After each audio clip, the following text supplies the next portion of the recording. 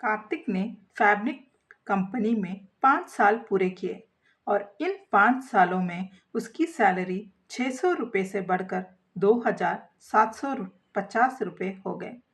लेकिन इतनी कम सैलरी से कोई बड़ा सपना पूरा नहीं हो सकता था।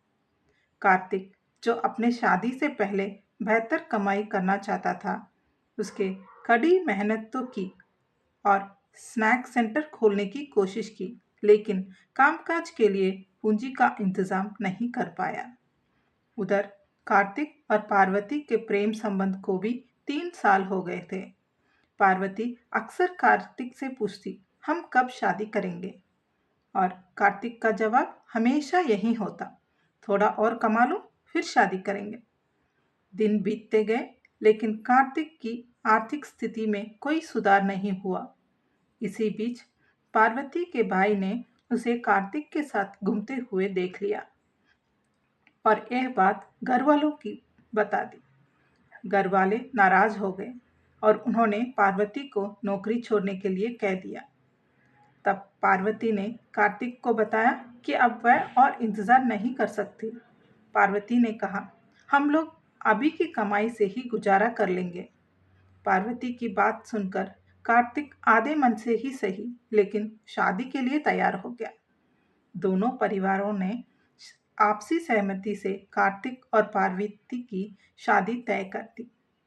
शादी बहुत साधारण तरीके से एक मंदिर में हुई, जिसमें सिर्फ करीबी लोग शामिल हुए। शाम को एक छोटे से होटल में रिसेप्शन रखा गया। उस समय प्रेम विवाह आम नहीं थे, इसलिए कार्तिक के रिश्तेदारों से कई ताने सुनने पड़े। कुछ लोगों ने तो यहाँ तक कहा, तुमसे ऐसी उम्मीद नहीं थी। शादी के बाद कार्तिक और पार्वती ने एक छोटा सा घर किराए पर लिया। पार्वती ने सीमित बजट में घर का खर्चा संभाल लिया और कभी कार्तिक पर ज्यादा कमाने का दबाव नहीं डाला।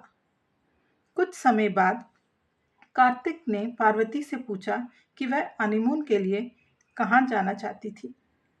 पार्वती ने ऊटी जाने की इच्छा जताई।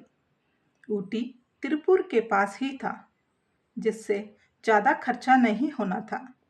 कार्तिक ने हनीमून का कार्यक्रम पूरा किया। पार्वती ने किसी और जगह जाने की बात नहीं की।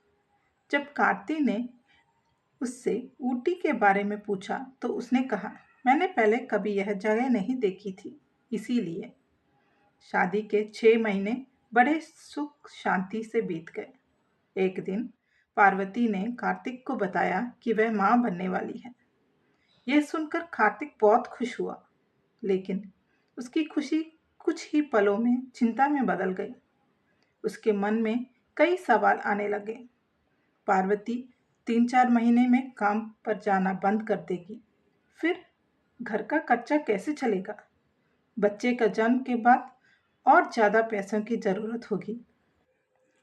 कार्तिक के दिमाग में ये सब चलते रहने के बावजूद पार्वती ने हमेशा अपने छोटे से बजट में परिवार को खुश रखा और कभी कोई की शिकायत नहीं की।